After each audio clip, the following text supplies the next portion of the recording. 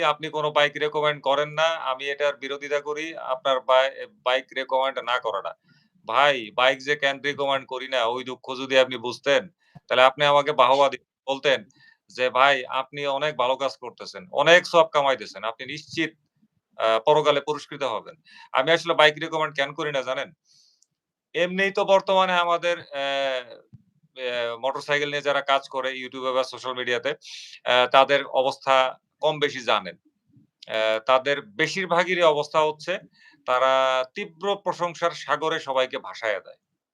খারাপভাবে অন্য ল্যাঙ্গুয়েজে বলা যায়, ওইটা আর না বলি। তীব্র প্রশংসার ভাষণে সবগুলাকে প্লাবিত কইরা দেয়। তারা এমনভাবে কোন একটা বাইককে প্রেজেন্টেশন করে, মনে হয় যে এটা জান্নাত থেকে আগত চির অমর, চির অক্ষয় কোন মোটরসাইকেল। সো এখন এবং তারা কিন্তু সাধারণ মানুষদের দ্বারা ভালো ট্রিট পায় না। ভালো কথা পায় না। খুব খারাপ, খারাপ কথা পায়। তা আমি যদি ভাই আবার ওই কোন বাইক রিকমেন্ড করা শুরু করি, তখন দেখবেন আমারও কিন্তু এরকম ট্রিট পাইতে হবে। আমার তকমাও লাইগা যাবে যে, হ্যাঁ, অমুকে তো দালাল, এই কোম্পানির দালাল। উনি এটার কথা কয়, উনি ওইটার কথা কয়, এটার কাছ থেকে টাকা খাইছে, ওইটার কাছ থেকে এই করছে, এটার কাছ থেকে স্পন্সর পাইছে। এরকম কথাবার্তা শুরু হয়ে যাবে। এমনিই এখনো আমারে অনেক কথাবার্তা শুনতে হয় এই সমস্ত ব্যাপারে। তো এইজন্য ভাই আমি বহু আগে প্রতিজ্ঞা করছি যে, আমি যত জীবন এই কাজ করব, আমি কোন বাইক রিকমেন্ড করব না। একদম